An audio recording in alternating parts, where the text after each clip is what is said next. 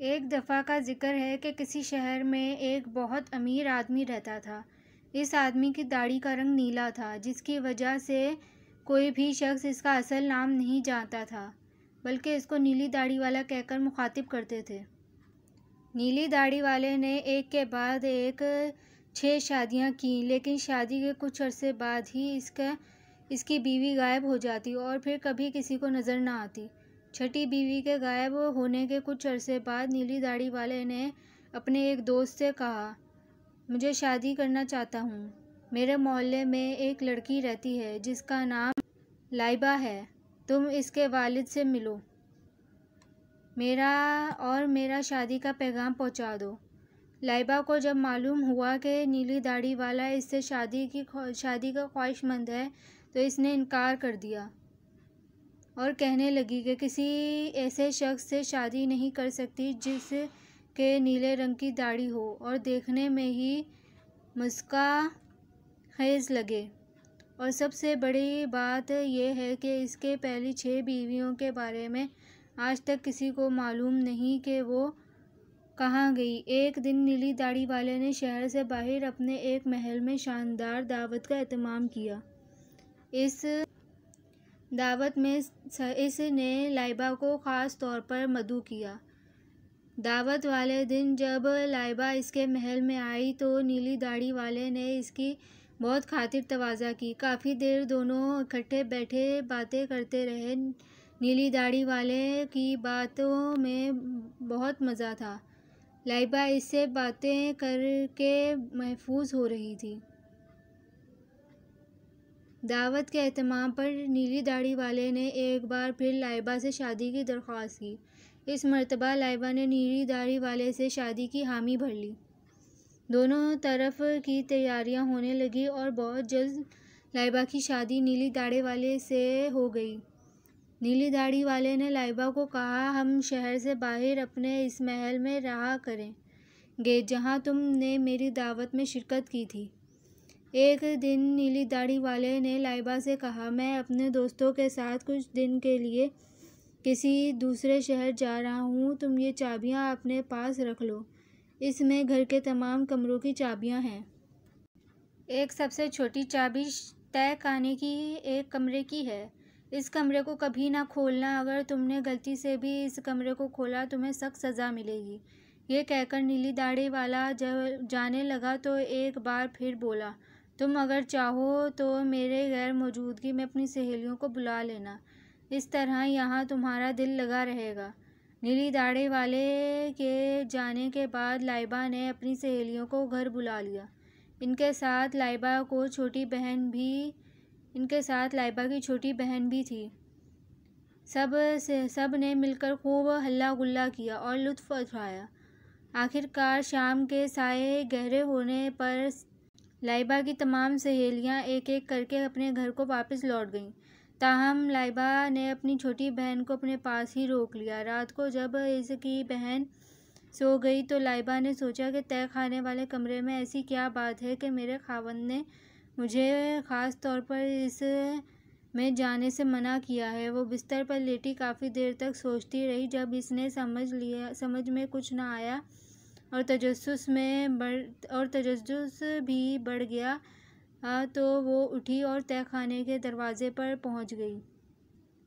دروازے کے تالے کو چابی لگاتے ہوئے وہ ذرا ہچکچائی، لیکن پھر ایک جھٹکے سے دروازہ کھول دیا۔ دروازے کے سامنے زینہ تھا۔ اندر ایک چھوٹا سا بلب روشن تھا۔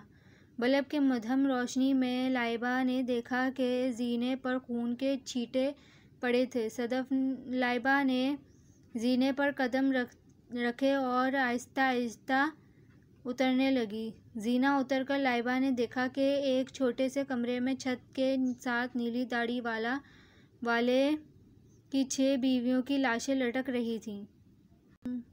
کمرے میں لٹکتی لاشیں دیکھ کر لائبہ خوفزدہ ہو گئی اور چابی اس کے ہاتھ سے فرش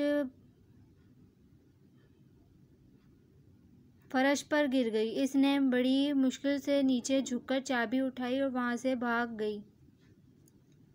اس نے تہہ خانے کا دروازہ بند کر دیا۔ صبح سویرے لائبہ نے اپنے بھائیوں کو اس واقعے کی اطلاع بھجوا دی۔ لائبہ نے دیکھا چابی پر خون کا داغ لگ گیا تھا۔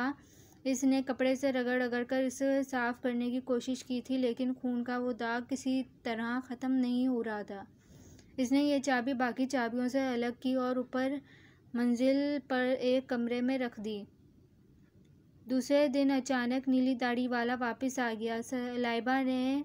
لائبہ اسے دیکھ کر بہت گھبرائی۔ اس نے پوچھا، لائبہ کیا بات ہے؟ تم میرے جلدی واپس آنے پر خوش نہیں ہو؟ لائبہ بولی، نہیں ایسی کوئی بات نہیں، آپ آرام کریں، میں آپ کے لیے کھانے کا انتظام کرتی ہوں۔ نیلی داڑھی والے کے مانگنے پر صدف لائبہ نے چابیاں اس کے حوالے کر دیں۔ اس نے چابیوں کو دیکھتے ہوئے کہا، ان میں تہہ خانے کی چابی نہیں ہے۔ لائبہ نے اسے جواب دیا کہ شاید میں وہ چابی اوپر کمرے میں بھول آئی ہوں، اب جا کر لے آتی ہوں۔ لائبہ اوپر کمرے میں آئی تو وہ بہت پریشان تھی۔ اس نے سوچا خون کے داغ کی وجہ سے اس کے خاوند کو پتہ لگ جائے گا کہ وہ تہہ خانے کے کمرے میں گئی تھی اور اس پر وہ بہت ناراض ہوگا۔ ابھی وہ بھی اس سوچ میں تھی کہ نیچے سے اس کے خاوند کی آواز آئی، لائبہ جلدی نیچے آؤ، اتنی دیر کیوں کر رہی ہو؟ مجھے معلوم ہو گیا ہے کہ تم نے میری غیر موجودگی میں تہہ خانے کا دروازہ کھولا تھا۔ اب تو لائبہ بہت زیادہ گھبرا گئی۔ اس نے اپنی بہن کو آواز دی اور کہا، دیکھو شہر کی طرف سے کوئی آ رہا ہے۔ اس نے کہا، نہیں ادھر تو کوئی نہیں ہے۔ نیلی داڑھی والے نے پھر گرجدار آواز میں لائبہ کو نیچے آنے کے لیے کہا۔ اس نے ایک مرتبہ پھر اپنی بہن کو کہا کہ دیکھو شہر سے آنے والے راستے پر کوئی آ رہا ہے یا نہیں۔